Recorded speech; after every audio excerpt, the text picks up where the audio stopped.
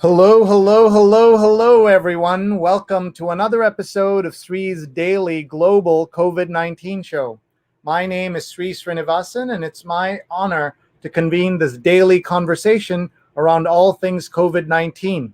We are thrilled to have you all with us here tonight as we talk about dating under COVID-19. We'll talk about dating, about relationships, and so much more. And we have four fabulous experts to talk to us, and we are very excited to introduce you to them in just a few minutes. It's episode 191. That's right. We've been on the air for 191 straight days, haven't missed a single day of pandemic, not even vacation, holiday, or a weekend off. And we are so grateful to everybody. You're going to be meeting Michele Raphael. She's at Michele B. Raphael. She's a writer, founder, Maximizing Media, formerly at LA Weekly and the LA Times. Julie Spira is with us. She's the author of The Perils of Cyber Dating and founder of cyberdatingexpert.com. And Vanessa Johnston is with us, stand-up comic. You can find her at Vanessa Johnston. Danielle Broadway is with us, Danielle Broad W #1, writer, editor, and student. We are so excited to introduce you to them in just a few minutes. Hi, everybody. I'm Sree. Thank you very much for being here. I'm the Marshall Loeb Visiting Professor of Digital Innovation at Stony Brook School of Journalism and the co-founder of Digimentors, a social, digital, and virtual events consulting company. We have been very busy today. This is our fourth event of the night. We started this morning by doing an event which 400,000 people saw on the air with guests like the Dalai Lama, the head of the World Health Organization, the mayor of LA, and the amazing opera singer Renee Fleming. We were talking about interdependence at the One Shared World Summit, and that was the beginning of the day, and I can't think of a more relaxing and interesting way to finish my evening than to talk about relationships in COVID-19. Thank you all for being here. Our show is on every day on Scroll.in and Scroll Global. Please check them out. In our first 175 episodes, we've had more than 1 million viewers, 129 million social impressions, 316 guests, 185 of them women. And we're going to do something good about that ratio tonight. 63 cities and 17 countries represented by our speakers, including the chief scientist of the World Health Organization. We can do this because of our amazing producers. Rose Horowitz at Rose Horowitz 31 will be live tweeting tonight, as well as Vandana Menon, Vandana_Menon. Please follow both of them and check out what they do. We also want to thank our sponsors who make this all possible. Big thanks to Nunbelievable, 20% off with the code SREE, Divinely Delicious Cookies on a Mission. Each handcrafted cookie provides a meal to those in need. One cookie equals one meal. A big thank you also to The Inventor in You, a step-by-step guide to your first invention by Charles Cunnincarroll, developer of more than 80 patents at Inventor Charles and Guide to Invention.com. We also want to thank our friends at She's on Call, a fabulous show that airs every Sunday morning at 11 a.m. Eastern. Two surgeons host two other doctors, Dr. Sujana Chandrasekhar and Dr. Marina Korean. Check them out on Facebook and on Twitter and on YouTube. We also want to tell you that promotional consideration is also provided by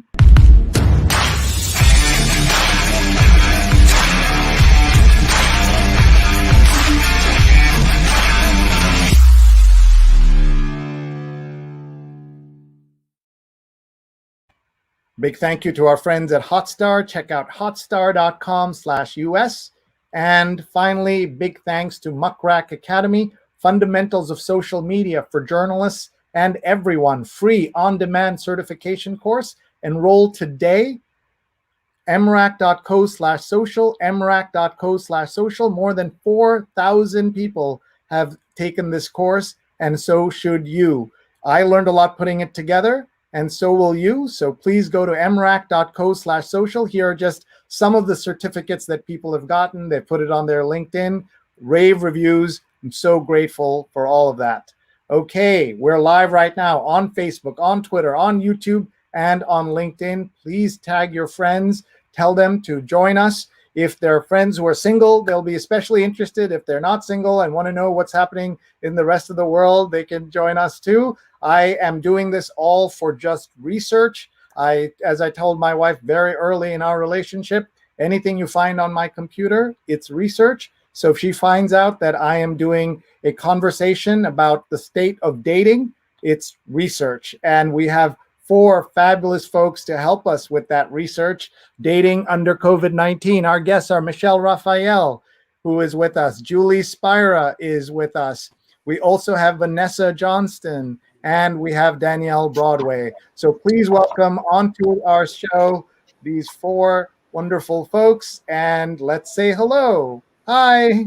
Hi. Hello. Hi. Good to see you, ladies. Great to have you all. Great to have you all here. We should tell everybody that first thing I always do is ask you how you are, where you are, and how your family is coping through the pandemic. So I'll start with Michele, and then Julie, then Vanessa, and then Danielle, and we'll go in that circle. So go ahead, Michele. Hi, Michele. Hi, I am Michele. It's good to see all of you. And Sree, thank you so much for having us on.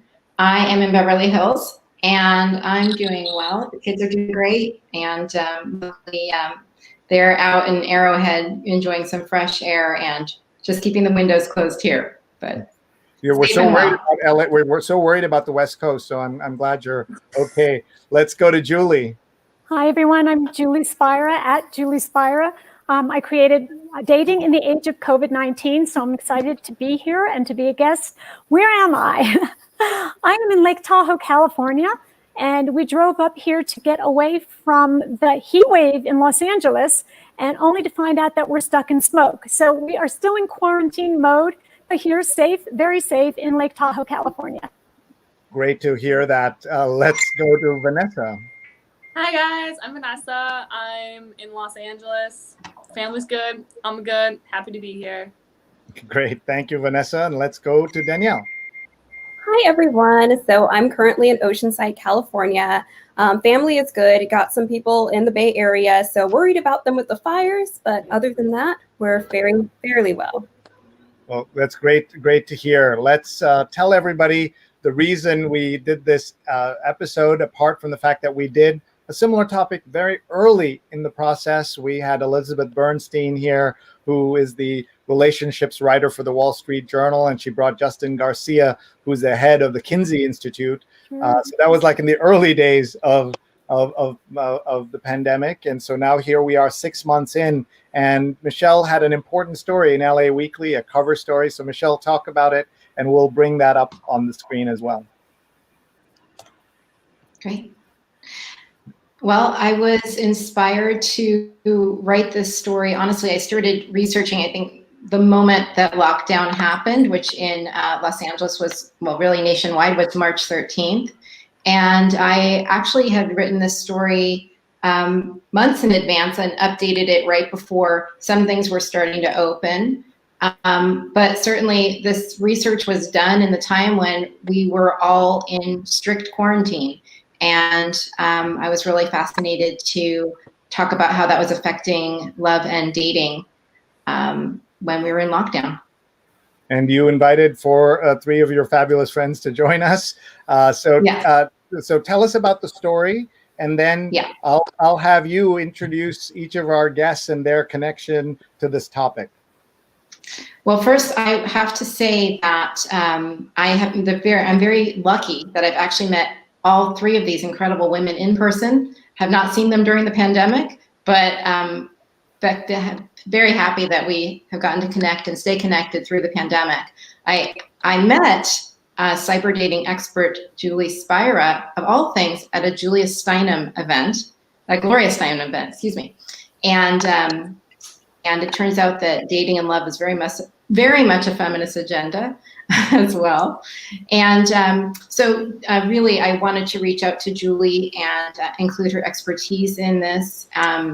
Vanessa always has the hottest and most fun takes, and I think she might be sharing that she's had some pandemic love success. which is a great thing to share. And Danielle has, I think, is a fantastic writer who's actually even wrote a piece in Cosmo about some extra challenges that are being faced by Black women during this time of dating online. And it's been a wild ride. So I'm very excited that each one of these women has so much to say and is going to bring a really interesting perspective to this conversation, and definitely brought new perspectives and even some new vocabulary to the story in LA Weekly. Great. And everyone who's watching, please post your questions for these folks. We'd love to hear from you. Tell us your quarantine stories as well. I'm looking at, these are timely bios on Tinder and Bumble.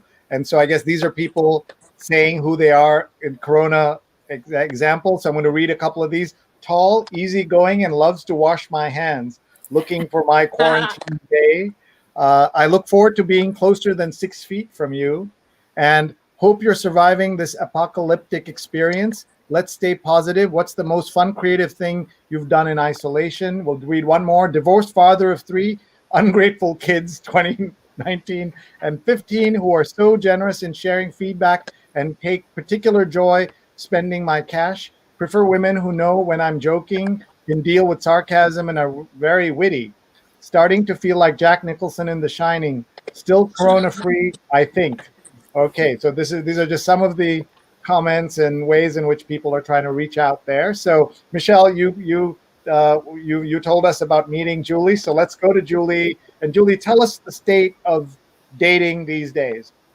Well, the state of dating is, it's actually a really hot topic, because once COVID hit and everybody was in panic mode at first, dating went on hold because they're like, well, I can't meet anybody, so why do I need to log onto a dating profile?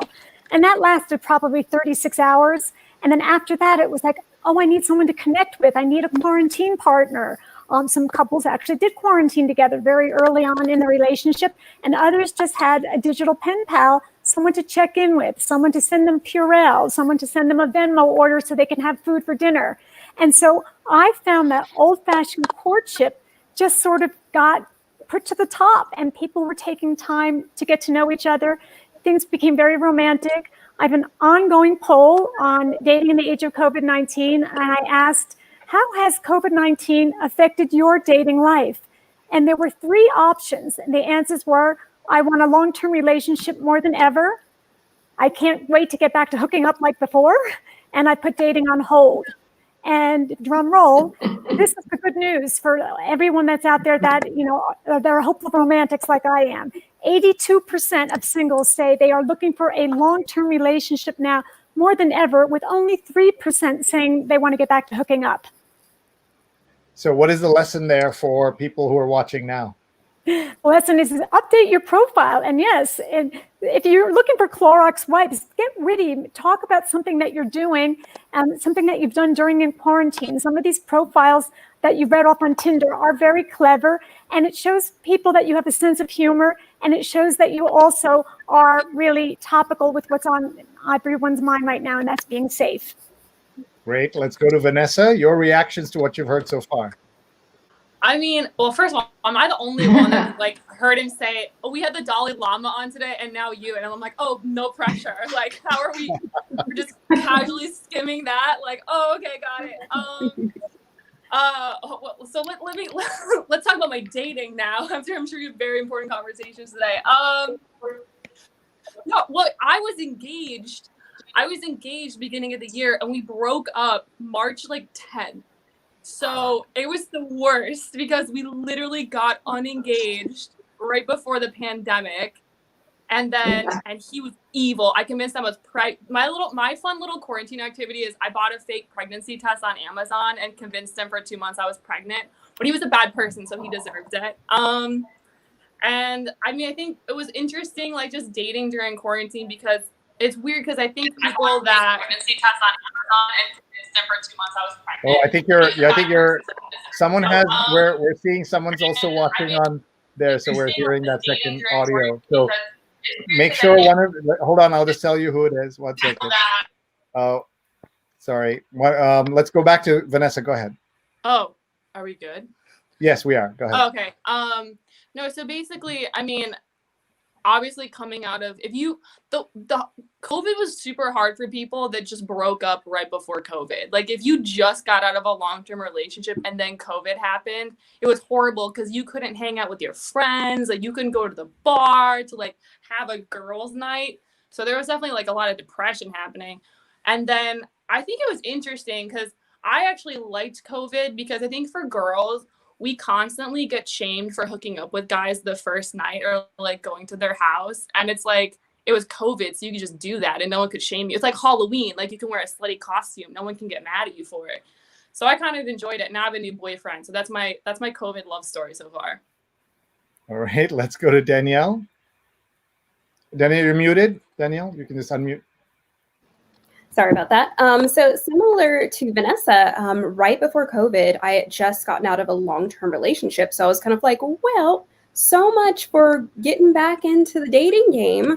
But what people started telling me is that, because of the pandemic, Tinder and Bumble and all those things were like happening, like they were popping. That's what they said. And so I was like, okay, let me investigate, like what is actually going on here. And, kind of like, what some people have been saying is that there's a strange authenticity on one side where people are actually interested in getting to know you. But then for me, it also came with a lot of problems because people felt emboldened to say things that they probably wouldn't say in person or on a real date. So, it's been a combination of the good, bad, and the ugly. It's a roller coaster ride, but I think it's definitely something that's changing the game and changing my approach personally to how I go about dating apps. So let me ask Julie for her approach to folks who are a little nervous about dating at this time, and they're so scared of germs and everything else and the coronavirus. So what is your advice to people who are wondering about how to proceed? Well, my advice along the way has really been pretty much to stay at home and have a virtual date. And I think if you can go on a series of virtual dates on the platform of your choice, whether it's Zoom, which tends to, put a filter on and you look a little bit better, FaceTime, whatever. I think that people need to move these relationships forward in a way that involves technology. And that means phone calls and texts and, and Skype calls and whatever you can do to sort of get from point A to point B. Otherwise, you're going to fade out. And I think that it's important to really, become, sort of a master at video. A lot of the apps are starting to roll in features that, a little faster than they would have done before. Bumble already had an in-app video feature. So it's if you want to feel safe and you don't want to give somebody your Zoom handle or your phone number or anything, you can just say, why don't we just hop on a video date in Bumble? The League has Wednesday and Sunday nights. They have League Live where you can go on a series of speed dates. And if you like someone, then you can continue the conversation. So let technology be your friend. Don't be afraid of it. And if you do go out and meet someone, again, everyone needs to feel safe. Wear your mask, have your hand sanitizer, go on hikes together 6 feet apart. Do what you need to do to keep romance alive as long as you feel safe. Thank you. That safety is so important after all. Let's see. Michele is here. Michele is our LA Weekly writer who did the cover story about love in the quarantine zone. And I wanted to just go to our comments because we have so many comments coming in and people asking questions as well. So let's start with Jonathan Borstein, who's been watching 191 episodes in a row. And today he's watching from the East Village. Thank you, Jonathan, for being here. Norm's watching from Brooklyn. And since we had two New Yorkers and you're all in LA and around LA, what are your favorite memories of New York? We'll start with Vanessa and then go from there.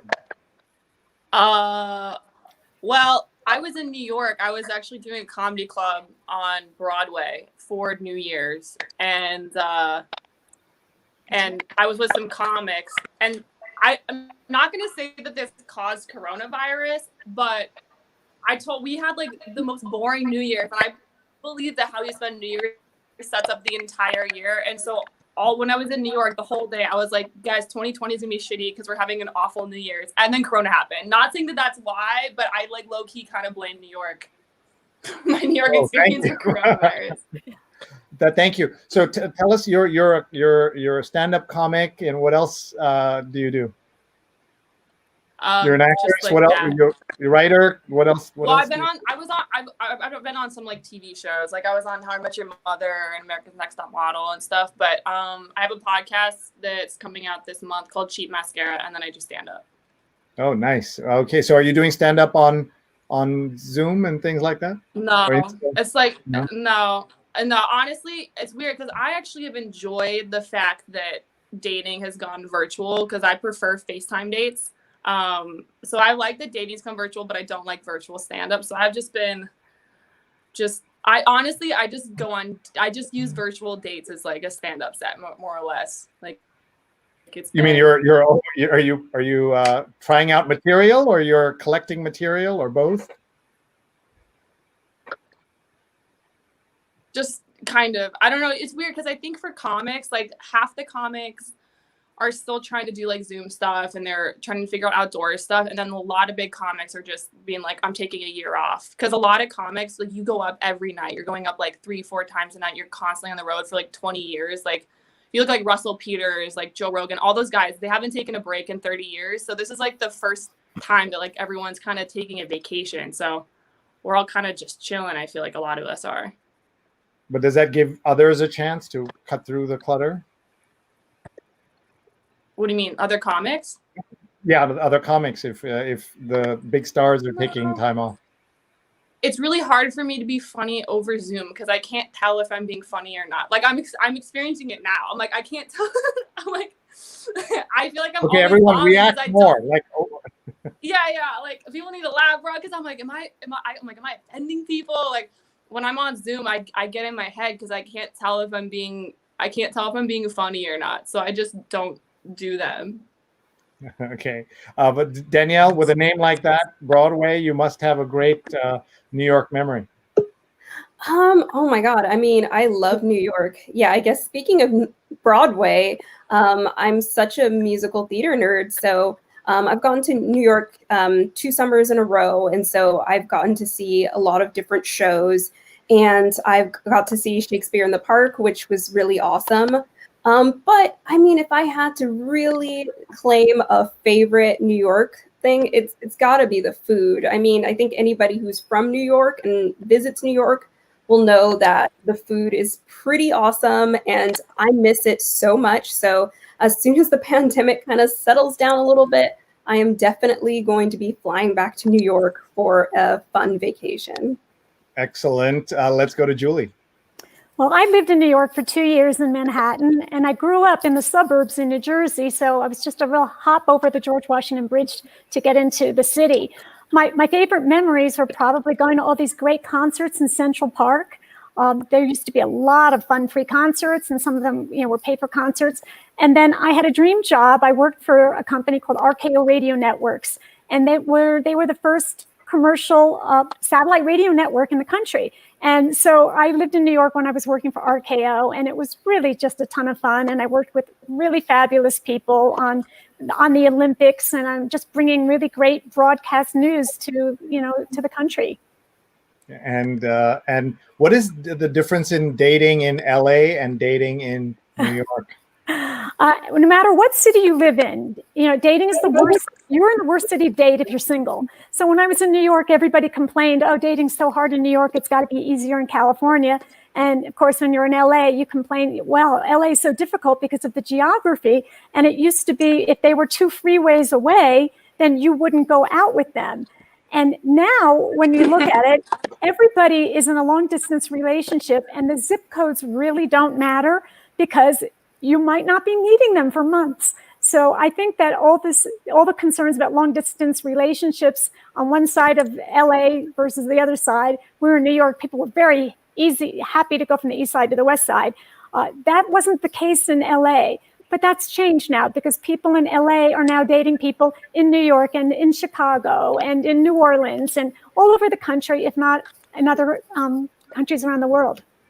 Folks, we're having a fabulous conversation about dating and relationships. This is based off an LA Weekly cover story by Michele Raphael, and we will just show you here very quickly the cover so you can see it. It's quite a striking image here, connecting in the Corona zone, how the pandemic map has changed LA dating culture. So Michele, tell us some of the things that changed, and also your New York memory, Michele.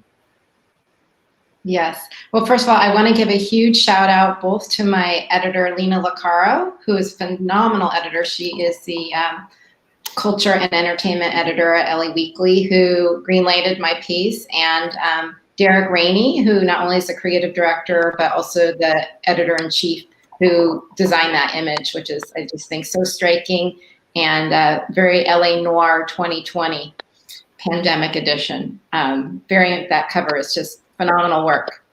I love New York. Until the pandemic, I went as often as I could. I lived in New York after college. My grandfather escaped from Russia and came to New York and created his fashion business. So I have a long history of love for the city.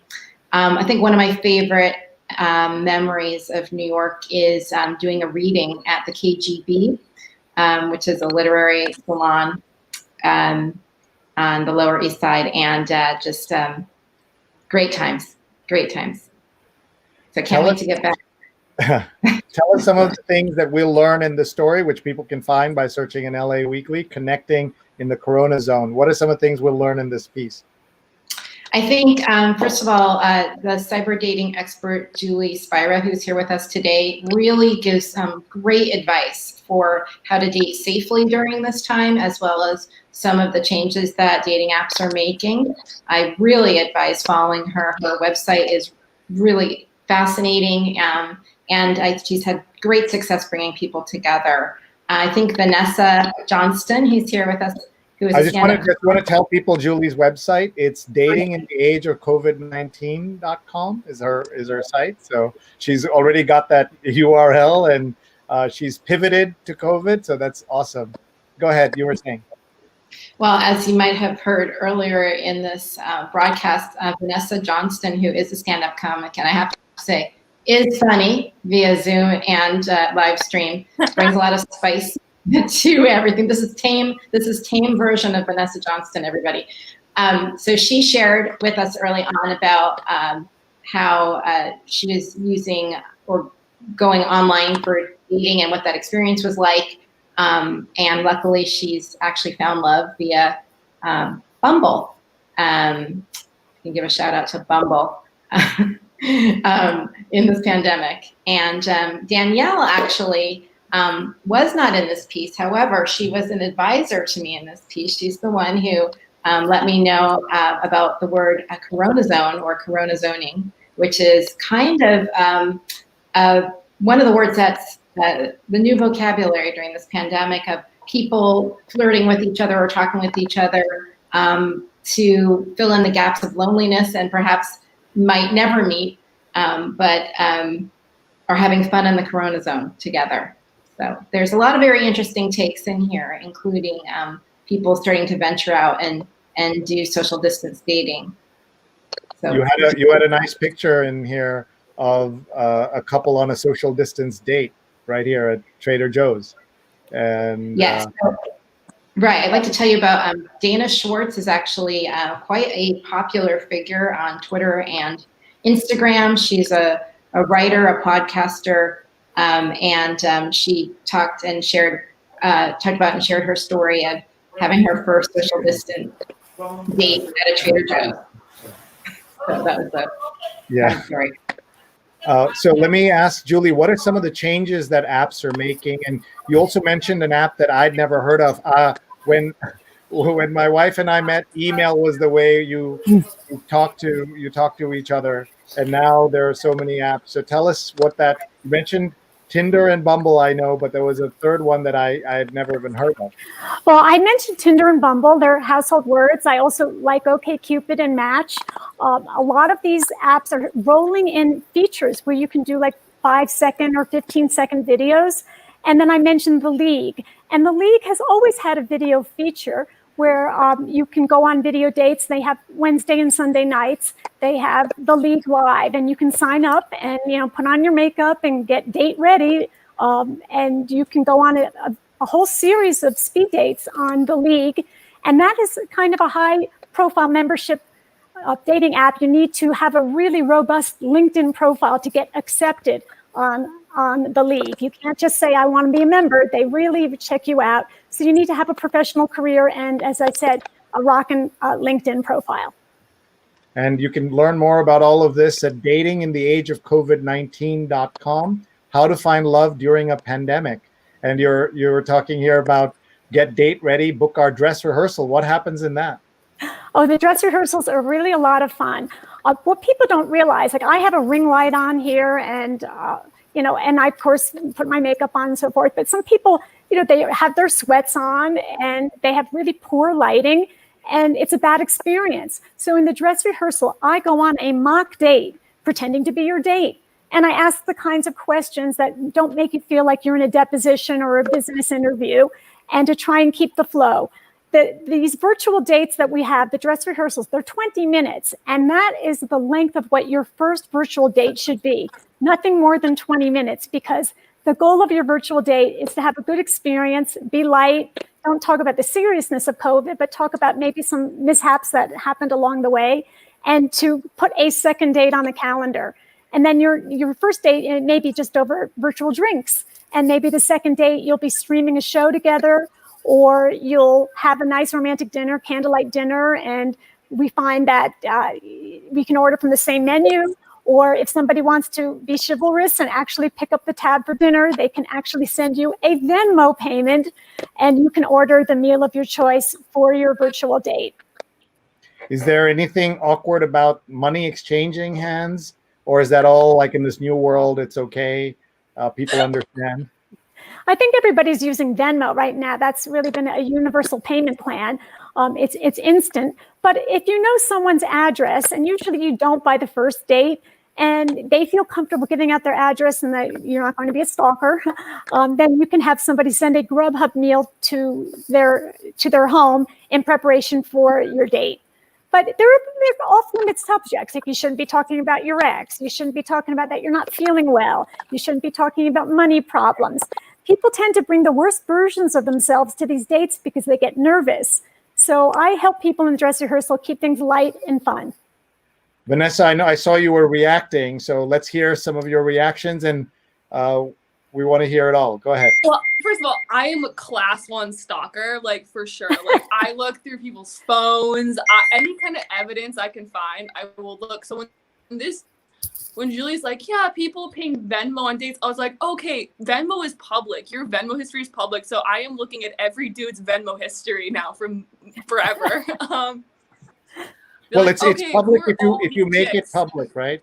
Vanessa, it's public your Venmo's public no matter what. So like, no, mine is private. Mine's private. No. Even your friends can see it. No, I changed my settings on my Venmo, so nobody knows who I'm paying what to.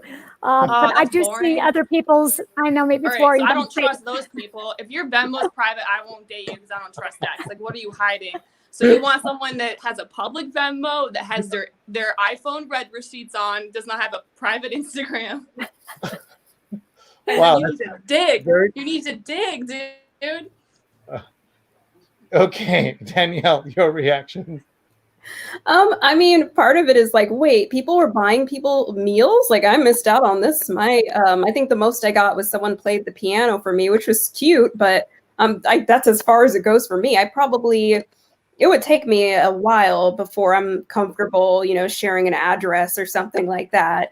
I think it's cute in theory, but in practice, I don't know. I have to think about that a little bit more. All right, Michele, your thoughts.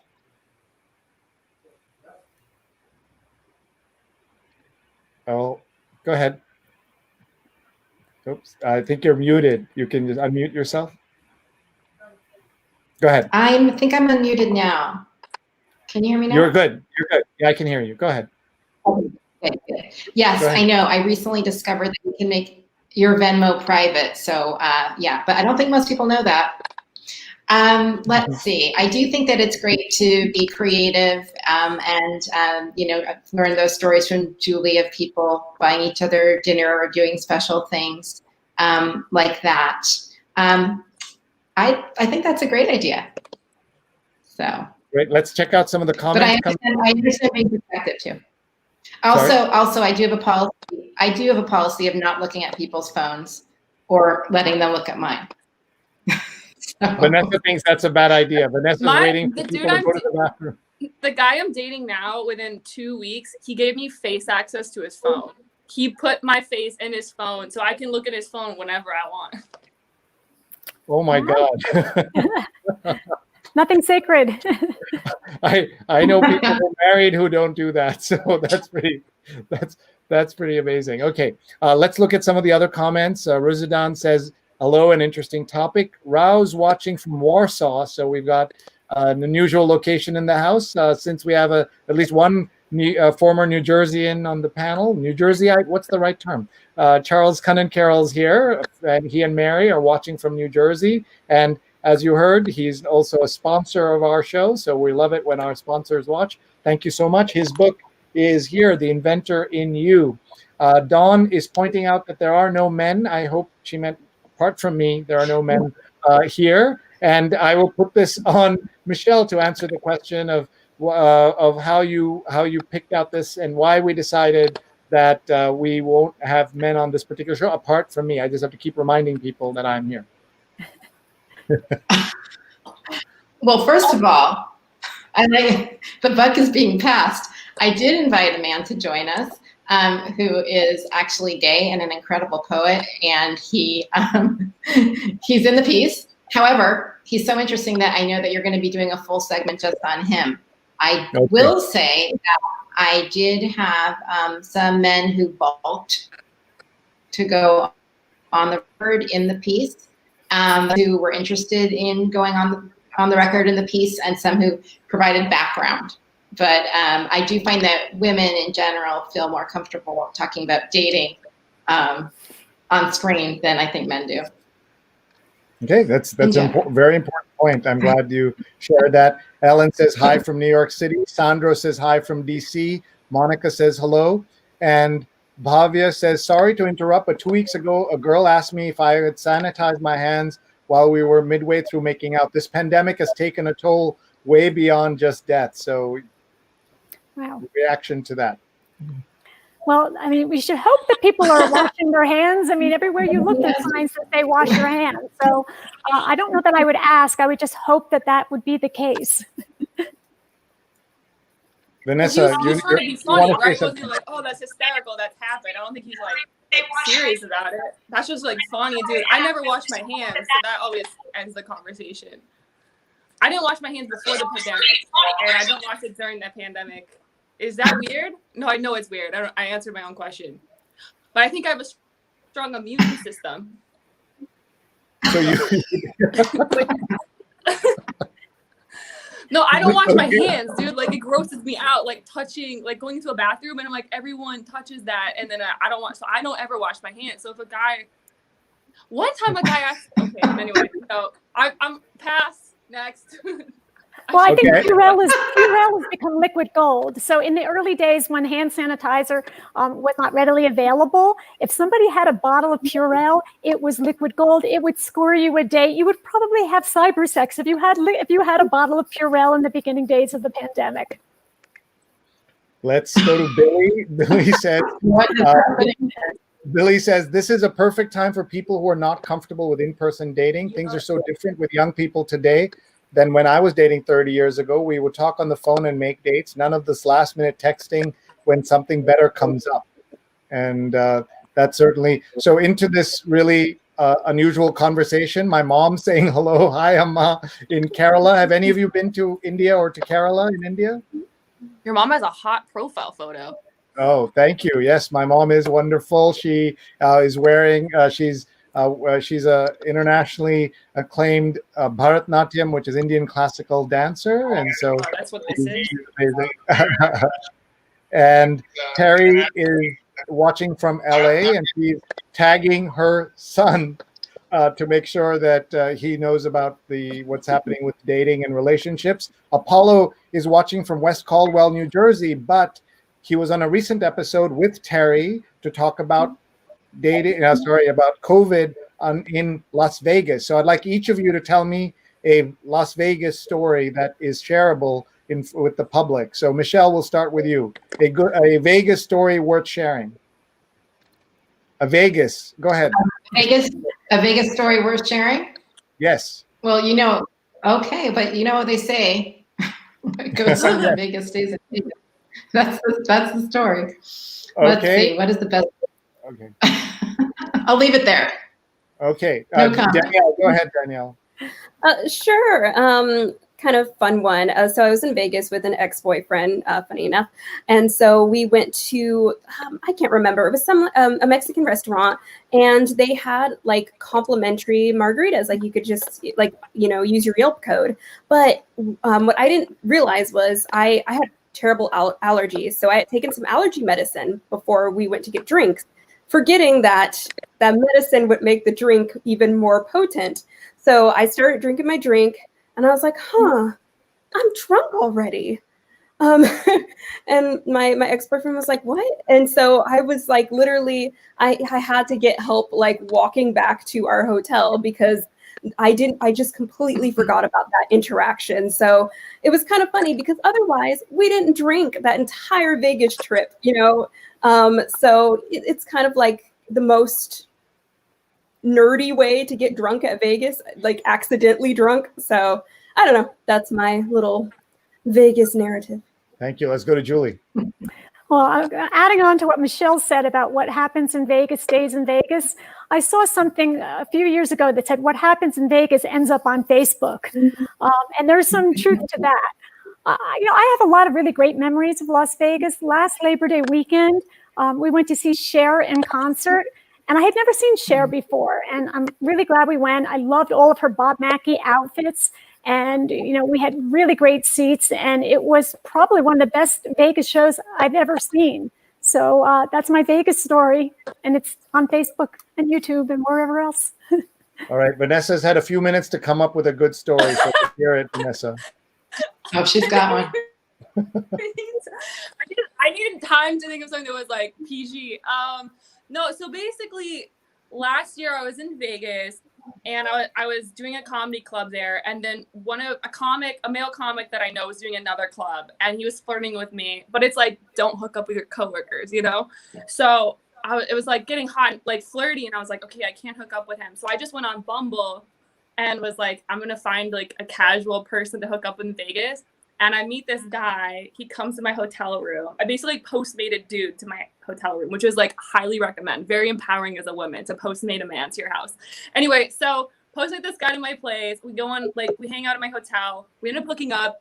And then I was like, oh, he just lives in Vegas, so it's probably not going to become anything. But then we ended up getting engaged. Right. That was my fiance. Okay, so that's quite the story. Let's see if Julie understood the part where you postmate a man to your hotel room. How does that work exactly? Have you heard of that, Julie, before? Well, I mean, I know Postmates, which is like Grubhub, which is the food delivery. Is there another version of Postmates that I'm not privy to? Oh, Vanessa, was this the Postmate delivery guy? I feel like women always go to dudes. No, it's just like, I feel like a lot of times, like, women always go to a guy's house or always go to a guy's place. Like, women are always on dudes' time, like, go to the guy's house or, like, go to the guy's hotel. So I always make the dudes come to my hotel room, and I call it postmating. Ah, okay. Dudes. There you go. See, we're learning something. Like, I call it dick delivery, but I don't know if that's appropriate to say. Yeah, I think it's too late to ask that question now. All right, let's keep going. Let's see some of the comments coming in. Lisa says, Arthur Avenue in Little Italy, food. Thank you for all this amazing platform and discussion. Sandro says, I gave it a try a couple of months ago, and so far, so good. He's talking about the online dating during coronavirus. My advice is to go for someone who shows concern for health precautions. Always meet on open spaces and patios. Hand sanitizer in your pocket. Always. What do you think of that advice, Danielle?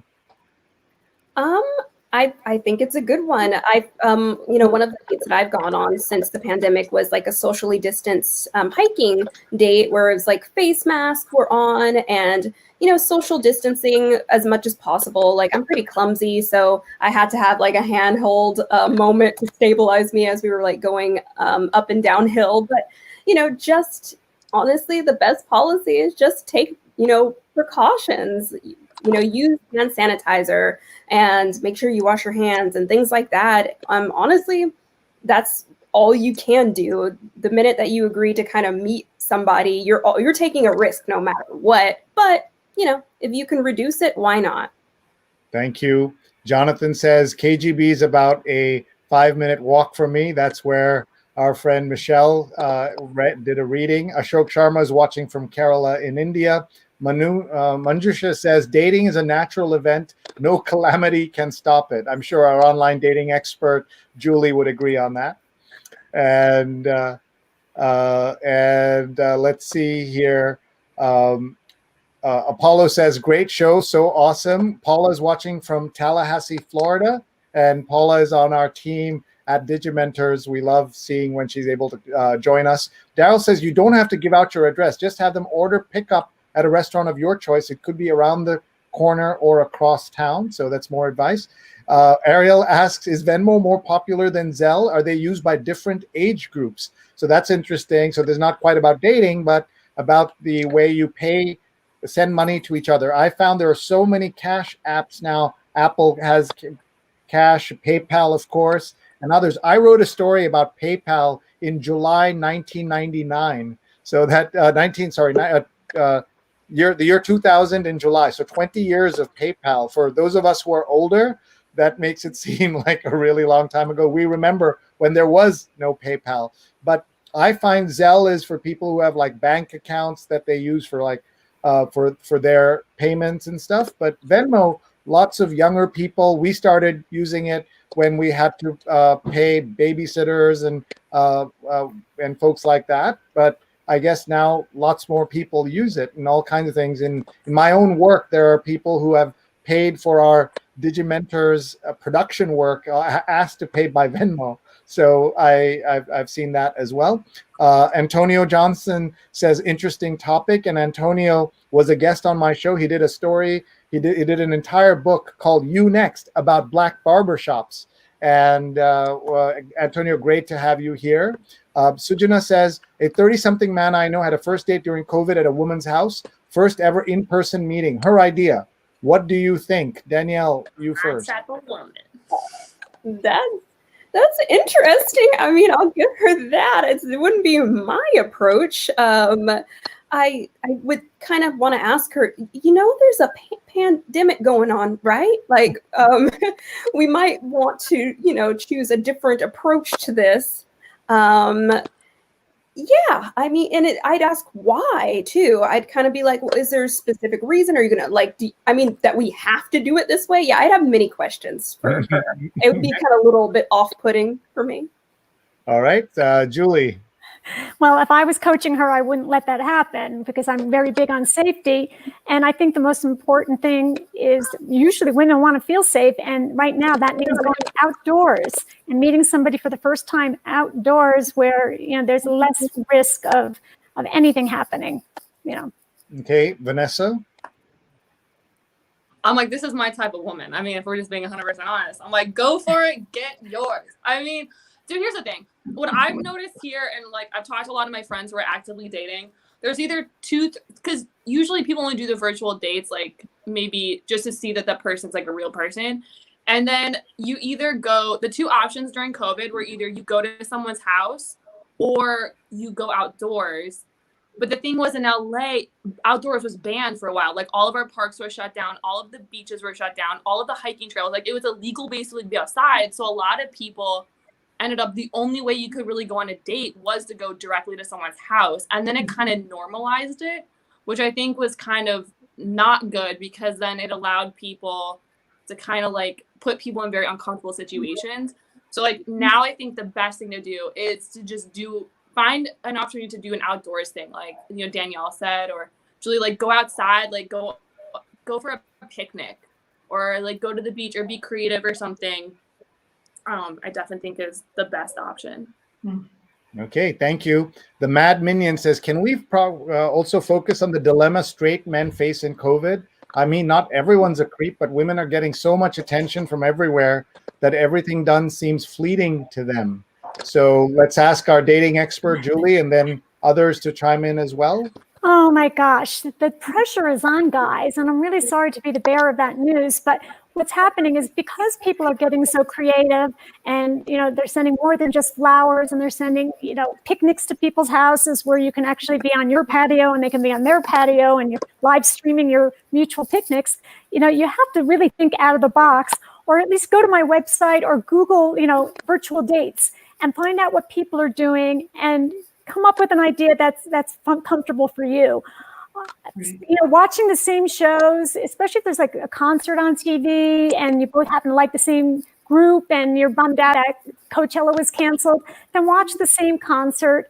As I said, I like watching Broadway shows. I watched Hamilton. There's a lot of things that you can do that don't break the bank and that can really, up your game creatively.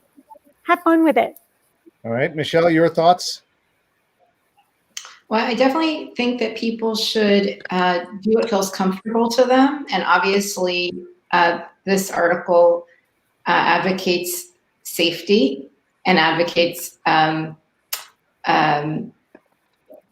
social distant dating. I'm going to play devil's advocate here just to say that we all know the truth. People are meeting in person. People are hooking up. People are breaking the rules.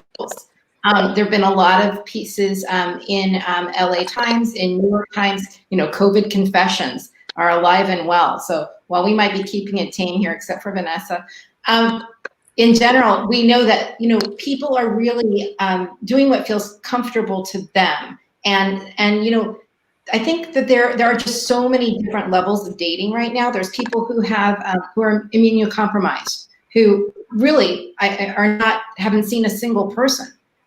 Let alone go on a date. So I think for those kinds of people, that virtual dating is really the key. The truth is, we are in a pandemic. Some people are acting as if we are, and some people are not. And I think it's a really challenging time for people, especially because of, as I said, the crushing feelings of isolation can go two ways. One is that it makes you, refrain from dating and just take yourself out of the game completely. And there's people going on the opposite spectrum and just saying, you know what, I can't live this way. I need human contact. So, I think that there's a lot of gray area. And I also think that it's kind of the new, the COVID test is the new STD test, or, we're living in this very challenging time where confessing to or being honest about your COVID transgressions isn't a space that a lot of people feel comfortable in. And yet there's also that kind of social obligation and social contract to not put another person or their families in jeopardy by the things you might not be sharing. So I think there's a lot of stories within this concept, because I think that people look for love in all kinds of ways. And again, there's the safe way to do it right now, but unfortunately or fortunately, some people are breaking those rules because they have to or need to. Daryl says, Daryl says, for the record, I only use Google Pay since it has Google Wallet. So no Zell or Venmo for him. So if you're dating him and you're sending him, a meal or vice versa, you expect it to be on Google Wallet and Google Pay. Rose is watching. Rose, one of our producers who helped put this together. And Daryl says, only invite someone you've properly screened. Otherwise, it's not worth the risk, no matter what. And Lisa says, I've not been dating for longer than I'm willing. I've not been dating for longer than I'm willing to admit. If it wasn't for tips from Michele, I'd be lost. Thank you, Michele. Lisa from Milwaukee. Wow, you're doing long distance help and advice. That's great. And Fernando says, greetings from LA. He was on our show last week talking about entrepreneurs in LA and how they're handling COVID. And that was such a great episode. I hope you'll go back, folks, and look at it. And Charlie says, great discussion with a lot of useful and timely information. And Paula says, so much good advice. I can put my blue stockings away. Yay. And Mark says, we're watching from Durham, North Carolina. Hi, Mark. You're awesome to be here. And Aparna says, I'm a late date tonight. And she's in LA and a friend of Michelle's and mine. Mark says, as an older male, I'm finding more of the trolls coming out trying to hustle me out of money. And that's certainly something that happens. Akash is watching in Singapore, enjoying this insightful. And Aparna's got the quote, the COVID test is the new STD this year. Billy says, I know some young people who are doing the online speed dating. 3 minutes go by so quickly. Julie, what are some questions or comments that you would recommend for that short time? So some people thought 20 minutes was short. And here people are going on a 3-minute date. So go ahead, Julie, and then we'll ask each of our guests to say what they would want to hear in 3 minutes from the person that they're dating. Well, time flies really fast. So some of the questions that I would recommend asking are, where would you go? Where would you travel to if the travel ban was lifted and you could go anywhere and it was safe to do so? And what was the last concert that you saw or last movie that you saw? Because those are kind of general questions that show that you like entertainment and that you'd like to kind of get out and have fun again at some point. So those are the questions that I would ask within a 2-minute or a 3-minute speed date. All right, let's go to Vanessa. What would you ask? Or what would you want to know? I mean, I would ask something about like, hey, like what do you care about? Like, what's your I go deep fast, but I mean, if you have 3 minutes, you want to know if you want to get to know this person. So I would ask them like, what's your living situation? Like, I've heard a couple people go on dates and then they found out 2 months later that the person they were going on dates with still lived with their ex-husband or like ex-wife. So I'd ask the living situation, be like, who do you live with? And then like, what do you do for fun? And like, what are things you value? Because I think in 3 minutes you want to know if you want to see this person again. All right, thank you. Let's go to Danielle. So I feel like I would be more straight to the point, less playful. I did speech and debate for many years, so it's going to be like a cross-ex. So I'm just going to be like, kind of like what Vanessa said. I want to know like more important information, like what kind of work do you do? I mean, it can be like, what are you interested in? But honestly, I just want to know, are you ambitious? Are you somebody who has goals and, and aspirations? Because, if time is short, then let's add some value to that time. Like I need concrete substance information. Got it. Michelle, what about you? I agree. I think 3 minutes is a very short amount of time. I'm in a little bit of a different situation. Although, as I said, I'm not going to share too much about my personal life, but I do represent the divorced mother of two contingent. And, the questions that divorce daters ask are, what's your child custody situation? What days are you free? Organizing those schedules is so important. But I agree with Vanessa. I think kind of if you're going to have a really short amount of time, find out what their passions are and what are the things that they care about. Honestly, something that's super important to me, and I know that it was interesting, Julie was focusing on a book on this before COVID. Julie's always ahead of the curve. She was previously writing a book about the Trump divide in dating. And honestly, the one thing that is the most important question for me when dating anyone is, did you vote for Trump? Because that's a no-go. And it's a no-go for many people. So I'm extremely left. So that is the number one, I think, dividing line for me. And it is a no-pass zone. So that's most important to me. Mark says late 50s here. Very strong. He's in his late 50s. I used to love going to restaurants, concerts, movies on dates, but unfortunately now many of those are off. And the question here is, Aparna says, I had to explain how AI bots go on fishing expeditions on dating apps the other day. So I'm not sure I understand. Julie, do you? I do. That's kind of funny. Those are the AI bots. Obviously, are not real people, and phishing, of course, is sort of like putting the line out there to try and reel someone in. But if it's being done by a bot, well, you're never going to go on a real date anyway. Thank you. We have one of the men watching complaining that we are too optimistic on this panel because one guy is not dating, and everybody else is getting the perspective of women. And he says that we needed a late 20s straight guy on the panel because I guess the competition that we were talking about before. So that's an interesting. And Daryl asked, what is a good way to confuse these robots and bots? Julie? That one I can't really answer. I don't know that I've been approached by a bot on a dating site or a dating app. But at the end of the day, if you're chatting with somebody who you're not able to go on a video date with, then swipe left. They're not for you. They're not real. All right. And Aparna says, I appreciate the BLM and voter designations on the major dating apps. Has that been around for a long time where you can have things like that on? And do they have the other side? Do you have like a Trump MAGA, the equivalent of a red hat? Is that there in apps? Well, I've been writing this book, Love in the Age of Trump, How Politics is Polarizing Relationships. And we've got a site like OkCupid had, I think, 500,000 people answer the question they wouldn't date someone who didn't vote.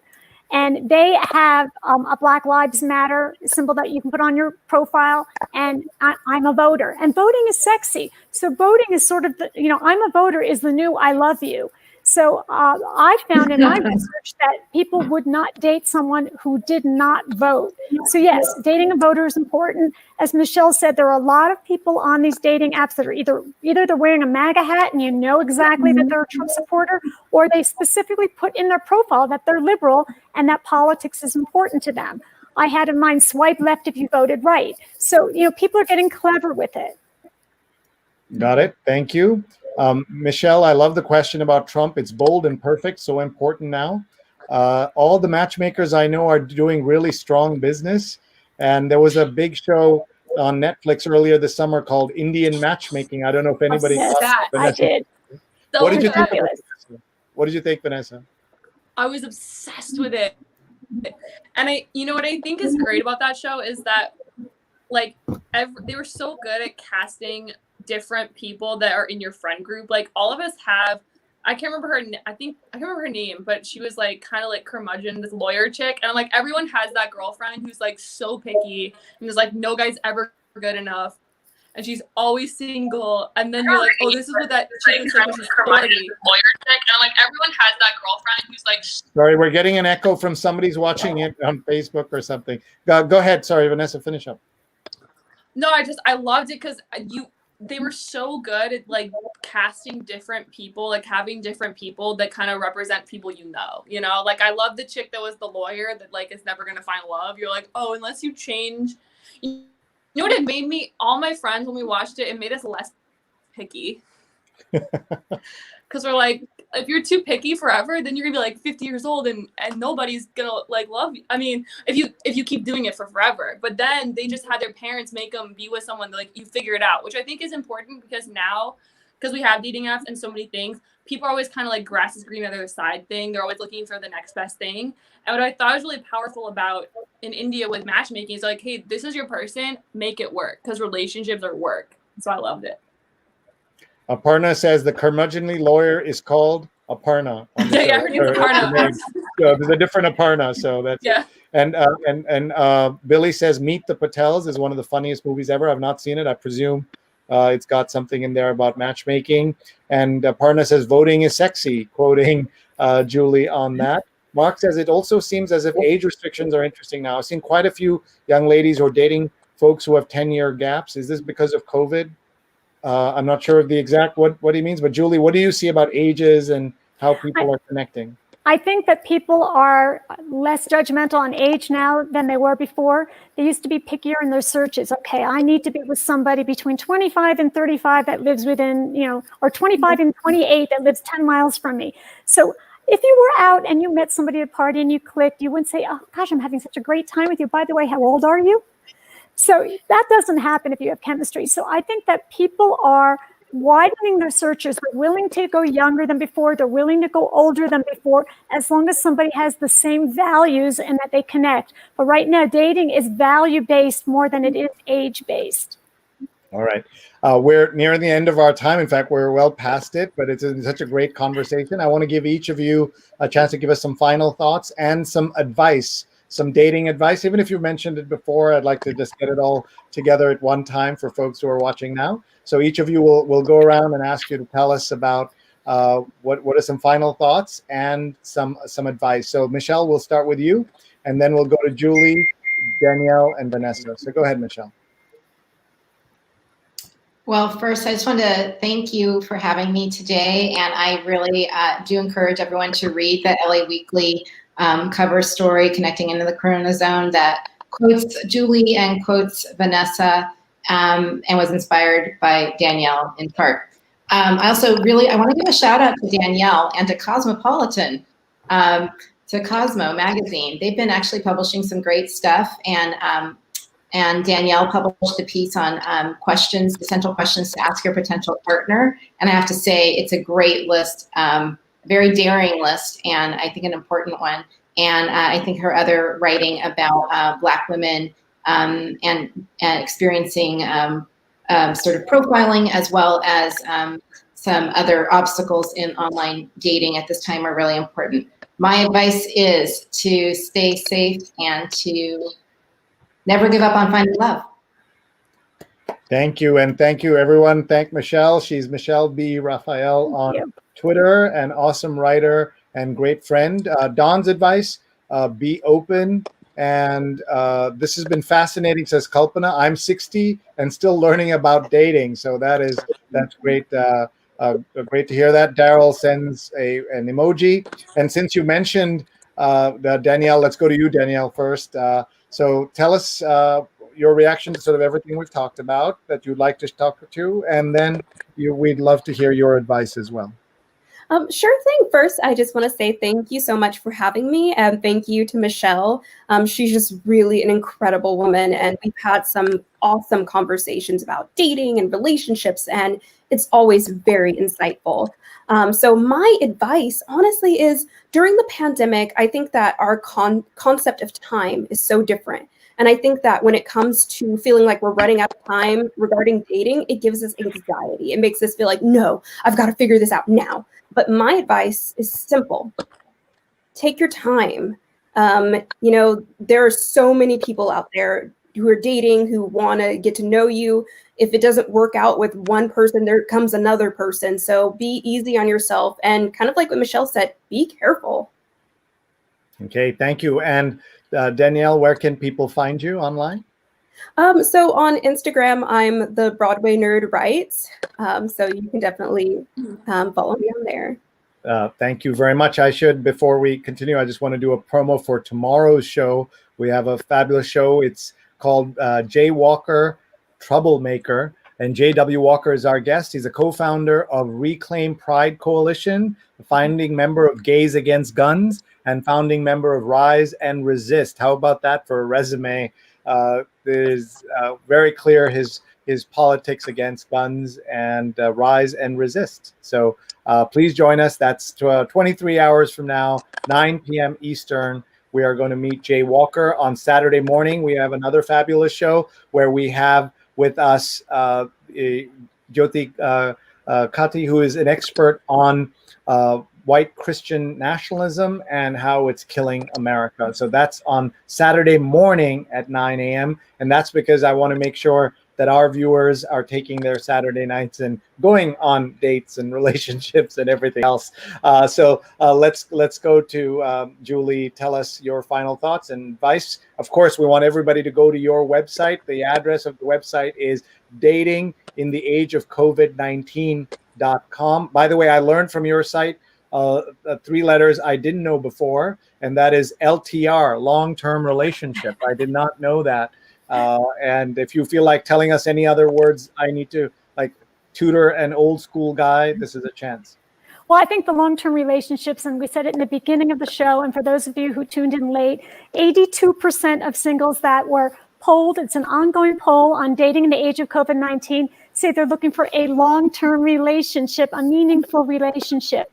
And I think that that's really good news for people that are searching for love, but it's a lonely time. I'm not going to say that it's not. Even people in existing relationships are experiencing periods of loneliness because the relationships have shifted, and maybe they're quarantining under the same house, or maybe they're in a long distance relationship. But take this time to move a little slower, because we're 6 months into this pandemic. And right now, the most important thing is just strike up some meaningful conversations and see how they will unveil. That is great advice. And Julie, thank you so much. Remind us of how we can connect with you and how people can hire you to do those date rehearsals. Oh, yeah, the dress rehearsals are a lot of fun. Check out Dating in the Age of COVID-19. Follow me on Instagram at Julie Spira, Twitter at Julie Spira, everywhere else, Facebook too. And if you have any kind of dating questions after watching this fabulous show, thank you, Sree. Just reach out to me on one of the social channels and I'd be happy to reply. Thank you. And I know there'll be lots of questions for you. We have another comment here. I hope you do this again with a more balanced panel in gender and age. Great hosting. Well, thank you. But I was able to, great hosting because great guests. And that's what really matters. Aparna, and we're always happy to revisit this topic. So let us know. Aparna says, never give up on finding love. Truth, Michele Raphael. That's great. And Daryl's giving you his Twitter handle. So if people want to connect with him, you can find him and follow him. And great advice. I agree. Never give up. Also, don't rush. I find folks sometimes want to rush too quickly into LTRs. Look at me using my new, these are like dad jokes, right? I'm learning new things. Enjoy the journey.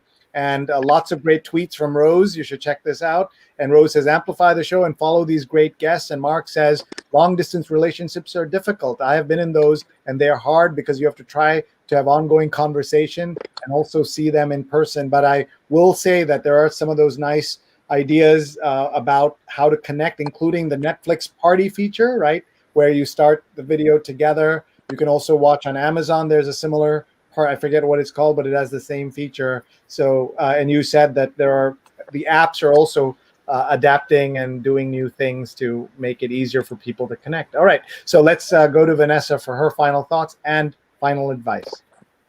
Well, first of all, thank you to everyone on this panel. This was really fun. Everyone watching was great. My thing is, I think right now is the best time to be dating, especially if you've been someone who's been working a lot or someone that's been kind of putting off finding maybe someone that you want to have a long-term relationship with. Now is the best time to do it. Just because in the past, a lot of people weren't on dating platforms, and now everyone is. So you're getting the best possible sample of everyone that's out there. And so if you're looking for a soulmate, before maybe when you can only scroll through 200 people in your town, now maybe you have 500 people. So I think it's a really exciting time to date, and just have fun and just be yourself and go out there and just have fun with it. And that's what my advice. All right.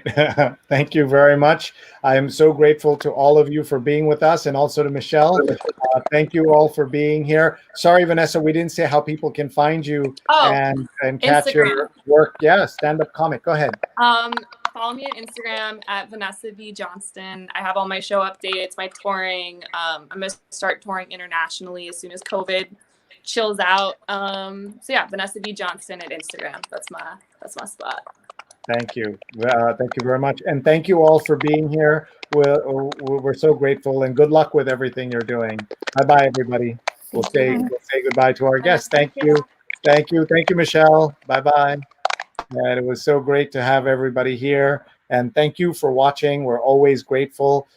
We so appreciate your time and your support. For those of you who tell me that this show is uplifting, it's uplifting for me. I am so grateful that you are here with us. And thank you for connecting with us as well. Always, we want to thank our sponsors for being here with us. Nunbelievable, divinely delicious cookies on a mission. Each handcrafted cookie is one meal. So 20% off with the code SREE. Big thank you to The Inventor in You, a step-by-step guide to your first invention by Charles Cunnan Carroll, developer of more than 80 patents at Inventor Charles, guide to invention youtube.com. We also want to thank our friends at Hotstar.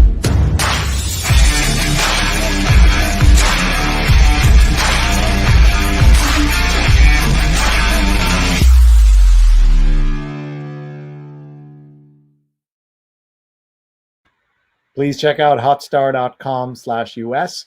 And also big thank you to She's on Call, Sundays at 11.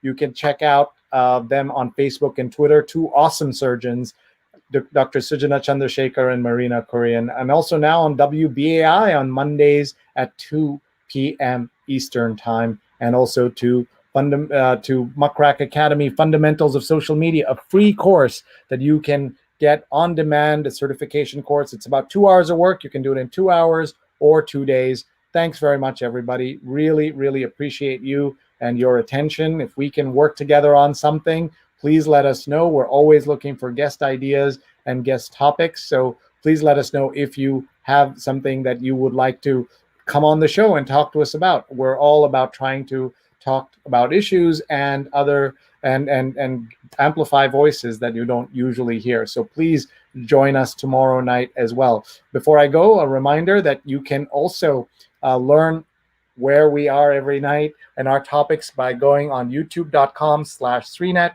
youtube.com/Sreenet. And also if you use your QR code reader right now, you can get an alert, a gentle WhatsApp alert for when I am live on the air. It's not a WhatsApp group. It's just a gentle alert. Let's take a look at the last few comments that have come in here. And uplifting is the watchword. Thank you, Aparna. And Aparna has been a guest on my other shows, but not yet on this. So Aparna, we got to work on that. And we've done so many LA shows and haven't yet had a chance to have you on. Ariel says, great show. Thank you. And Ellen says, thank you. And another home run, says Mark, who has a great show himself. Check out his podcast too. Thanks very much, everybody. And before I go, we have to do one thing that we asked Kimberly Crenshaw about. We said, how can we be allies? And she said something very simple: say their names. And that is so important. And so we'd like to do that right now. And we use this cover of Titus Kaffir's painting of a young mother. And you see the child snatched away. You see the blue glove of the pandemic. And on the right, you see a photograph, an undated picture of Larcinia Floyd with her son, George. She would die 2 years to the day almost that he was killed on camera, murdered in Minneapolis. They're now both buried next to each other in Houston. And here is the list. Only a partial list. Trayvon Martin, Yvette Smith, Eric Garner, Michael Brown, Laquan McDonald, Tanisha Anderson, Akai Gurley, Tamir Rice, Jerame Reed, Natasha McKenna, Eric Harris, Walter Scott, Freddie Gray, William Chapman, Sandra Bland, Darius Stewart, Samuel DuBose, Janet Wilson, Kaylin Rockmore, Alton Sterling, Philando Castillo, Joseph Mann, Terrence Crutcher, Chad Robertson, Jordan Edwards, Aaron Bailey, Stefan Clark, Danny Ray Thomas, Antoine Rose, Botham Jean, Tatiana Jefferson, Michael Dean, Ahmaud Arbery, Breonna Taylor, and George Floyd. Just some of the names. Some of those names are unfortunately household names, and others are unfortunately names you've never heard of. Each of them had a story, and each of them are worth finding out more about. Thank you very much, everybody. We'll see you tomorrow. Our guest and our topic is Making Good Trouble with Jay Walker, Troublemaker, co-founder of the Reclaim Pride Coalition, founder of Gays Against Guns, and founder of Rise and Resist. He'll be here at 9 p.m. Eastern Time tomorrow.